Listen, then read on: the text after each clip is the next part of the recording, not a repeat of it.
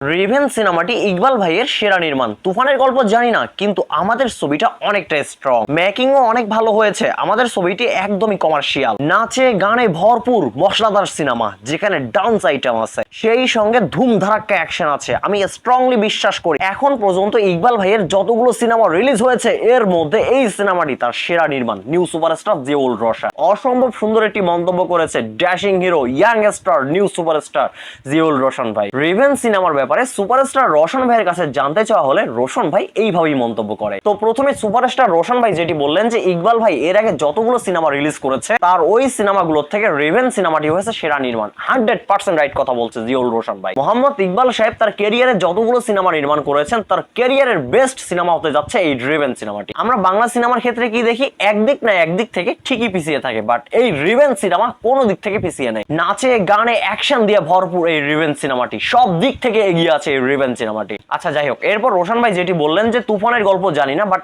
আমাদের ছবির গল্পটা অনেকটা স্ট্রং। একদম রাইট কথা, কারণ রেভেন সিনেমা কোনো সিনেমাকে দেখে কপি করা হয়নি, ফুললি কমার্শিয়াল একটি সিনেমা। আর তুফান সিনেমার ব্যাপারে আমরা সবাই জানি, তুফান সিনেমাটি নির্মাণ করা হয়েছে অন্য সিনেমা দেখে ইন্সপায়ার হয়ে তুফান সিনেমাটি নির্মাণ করা হয়েছে। হ্যাঁ মানছি তুফান সিনেমাটি অ্যাকশনের, বাট তুফান সিনেমা যে অন্য সিনেমা দেখে কপি করা হয়েছে এটাও আপনাদের মানতে হবে। সেই দিক থেকে রেভেন্স কিন্তু তুফান সিনেমা থেকে অনেক দূরে এগিয়ে আছে, কারণ রেভেন্স তুফান সিনেমার মতো কপি সিনেমা নয়। আর রেভেন সিনেমার মেকিং এতটাই সুন্দর ছিল দর্শকদের চোখ জুড়ায় যাবে। সিনেমা শেষ হওয়ার পরও দর্শকরা সিনেমা হল থেকে বেরোতে চাইবে না, এত সুন্দর ছিল রেভেন সিনেমার মেকিং। আমাদের ইন্ডাস্ট্রিতে এখন কিছু কিছু সিনেমা নির্মাণ হচ্ছে যে সিনেমাগুলো কমার্শিয়াল সিনেমার কাতারই পড়ে না, বাট তারা সেই সিনেমাগুলো কমার্শিয়াল সিনেমা বলে চালিয়ে দেয়। শুধুমাত্র তারা তাদের ব্যবসায়িক চিন্তা করে মানুষকে তারা ধোঁকা দিচ্ছে, পাবলিককে মিথ্যা কথা বলে পাবলিককে হলে নিয়ে আসতেছে, আর পাবলিকরা তাদের মিথ্যা কথা বিলিভ করে হলে গিয়ে ধোঁকা খায়। এই রেভেন সিনেমা দেখে একটা পাবলিক ধোঁকা খাবে না। পয়সা ওসুল একটি সিনেমা, শুধু পয়সা ওসুল একটি সিনেমা না, ফুল ফ্যামিলি শো দেখার মতো একটি সিনেমা। আর এই সিনেমায় আমাদের অ্যাকশন রোমান্টিক হিরো আমাদের নিউ সুপারস্টার রোশন ভাই যে পারফরমেন্সটি দিয়েছে,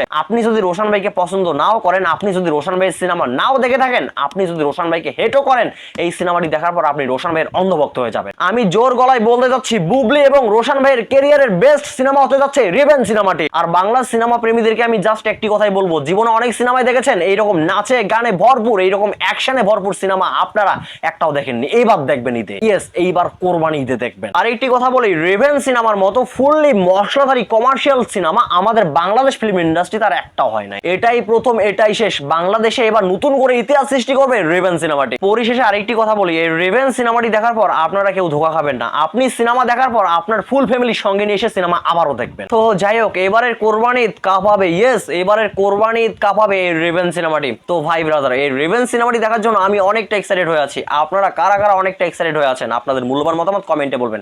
সবাই ভালো থাকবেন, সুস্থ থাকবেন। পরবর্তী ভিডিওতে আবার দেখা হচ্ছে। আল্লাহ হাফেজ।